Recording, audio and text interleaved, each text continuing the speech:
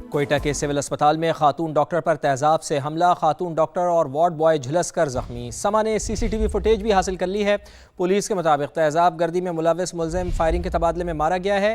D I جی اور secretary صحت کی پریس کانفرنس سے قبل وائی ڈی اے کی ہنگامہ آرائی، معاون وزیر اعلیٰ شاہد رند اور D I G press conference کیے بغیر ہی چلے گئے۔ تفصیلات جان لیتے ہیں، سما کے نمائندے نور العارفین ہمارے ساتھ موجود ہیں۔ نور، بتائیے گا کہ ایک تو سی سی ٹی وی فوٹیج میں کیا دیکھا جا سکتا ہے، واقعے میں ملوث ملزم کون تھا، اس نے کیوں یہ انتہائی اقدام اٹھایا، اب تک پولیس کی تحقیقات میں کیا بات چیت سامنے آئی ہے؟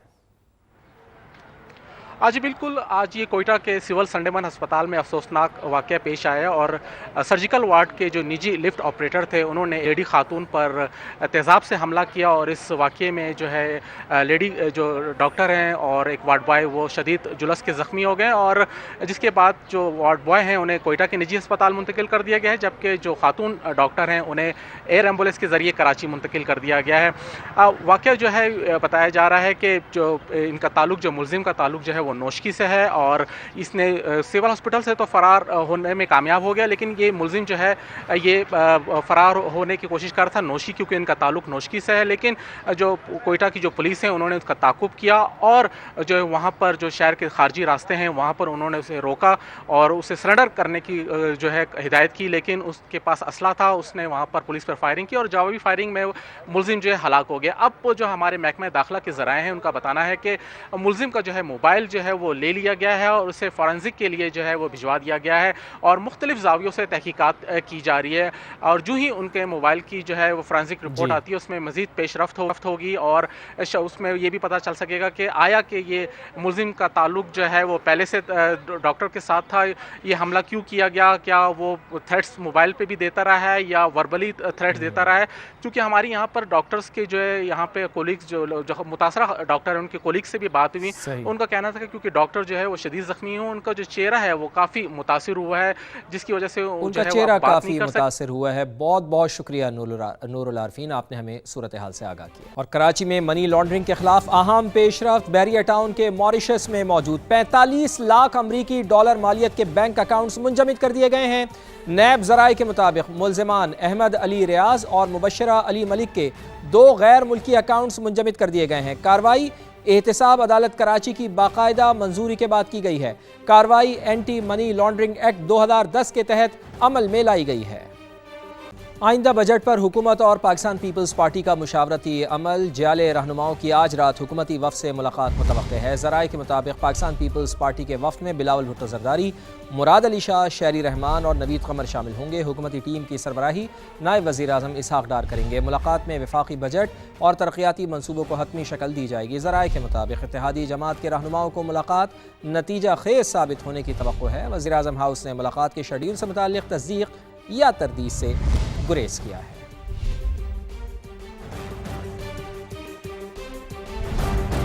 اور خواتین کے لیے اچھی خبر ہے کہ نئے بجٹ میں میک اپ کا سامان سستا ہونے کا امکان ہے۔ درآمدی سن بلاک اور لوشن کی قیمتیں کم ہو جائیں گی۔ بیوٹی پارلرز، ہیلتھ فٹنس مراکز اور کلینکس میں استعمال مشینری کو ٹیکس ریلیف دینے کی تجویز ہے۔ پیٹرولیم مصنوعات پر کلائمیٹ لیوی بڑھا کر 5 روپے فی لیٹر کرنے پر غور بھی کیا جا رہا ہے۔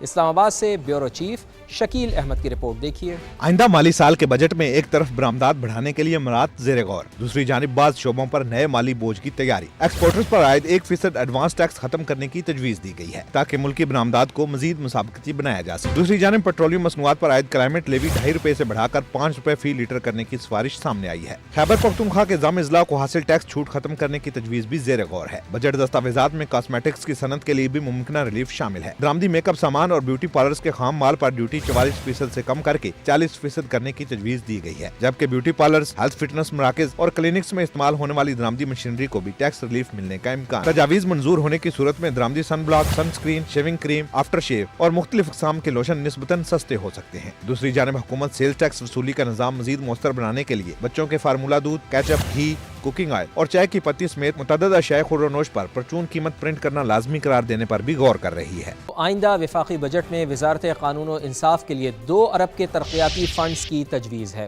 وفاقی آئینی عدالت کے ججز کی رہائش گاہوں کی تعمیر پر 30 کروڑ روپے خرچ کرنے کا پلان ہے۔ سپریم کورٹ کراچی رجسٹری کی توسیع کے لیے 29 کروڑ 51 لاکھ اور کوئٹہ رجسٹری کے ایڈمن بلاک پر 22 کروڑ 66 लाख रुपए खर्च करने का मंसूबा है। इस्लामाबाद हाई कोर्ट के जजेस की रिहाइश गाहों और गार्ड रूम की तामीर के लिए 50 करोड़ रुपए मुख्तस किए गए हैं। Islamabad high court facilitation centre पर 22 करोड़ 83 लाख का तखमीना है।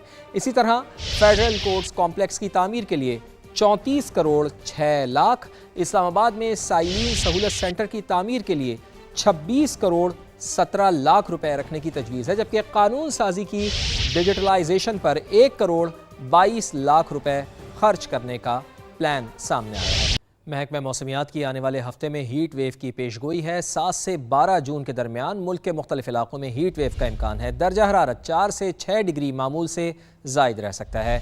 8 से 11 जून के दौरान लाहौर, उकाड़ा, फैसलाबाद, सरगोदा, खुशाब, मियांवाली और झंग में पारा 48 डिग्री तक जा सकता है, जबकि 18 से 11 जून के दौरान खैबर पख्तूनख्वा के मुख्तलिफ इलाकों में भी हीट वेव का खदशा है।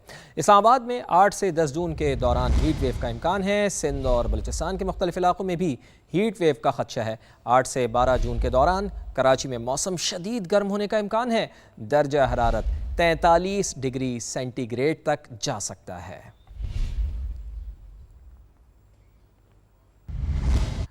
और इसी के साथ ही वक्त हो गया ब्रेक का, जिसके बाद दोबारा हाजिर होंगे हेडलाइंस के साथ। आप देखते रहिए समा। तो एक तरफ मुज़ाकरात तो दूसरी तरफ अमेरिका और ईरान का एक दूसरे पर हमलों का दावा। सेंटकॉम के मुताबिक ईरानी हमलों के जवाब में गोरक और कशम जजीरे पर रेडार सिस्टम्स को निशाना बनाया। इत्तेहादी ममालिक की तरफ दागे गए 7 मिसाइल तबाह कर दिए। बहरीन में अमरीकी तंसीबात को कोई नुकसान नहीं पहुंचा। पासदारान इंकलाब ने भी खित्ते में अमरीकी अड्डों को निशाना बनाने का दावा किया है।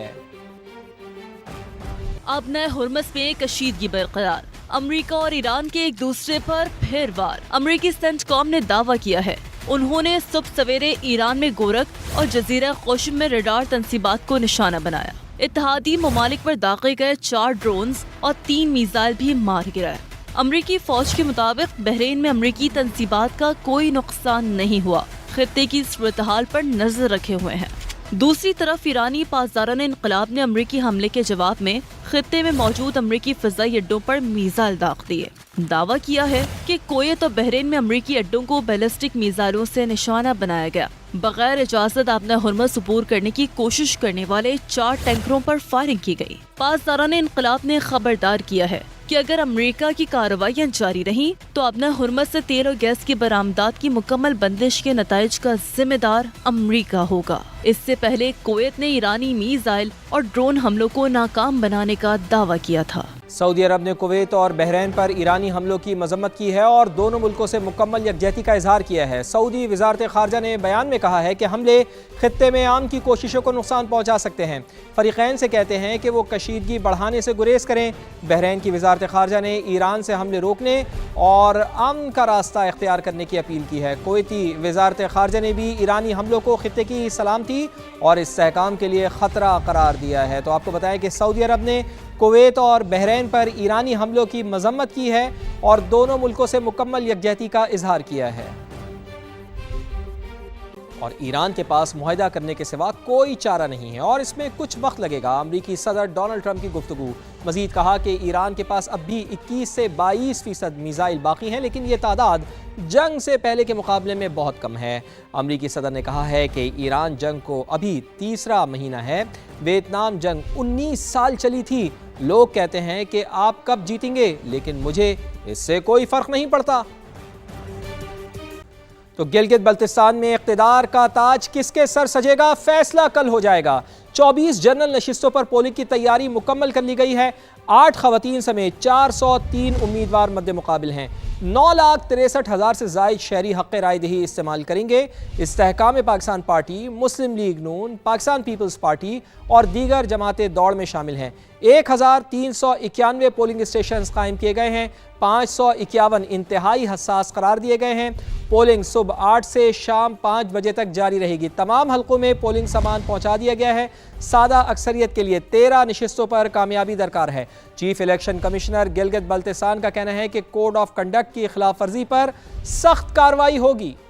آزاد کشمیر میں امن خراب کرنے والوں کے خلاف کریک ڈاؤن، 72 افراد گرفتار کر لیے گئے ہیں۔ شر پسند عناصر سے اسلحہ اور دیگر سامان بھی برآمد کر لیا گیا ہے۔ آزاد کشمیر پولیس کے مطابق گرفتار ملزمان کے خلاف قانونی کارروائی شروع کر دی گئی ہے۔ عوامی املاک کو نقصان پہنچانے والوں کے خلاف کارروائی جاری ہے۔ سوشل میڈیا پر اشتعال انگیز مواد پھیلانے والوں پر بھی کڑی نظر ہے۔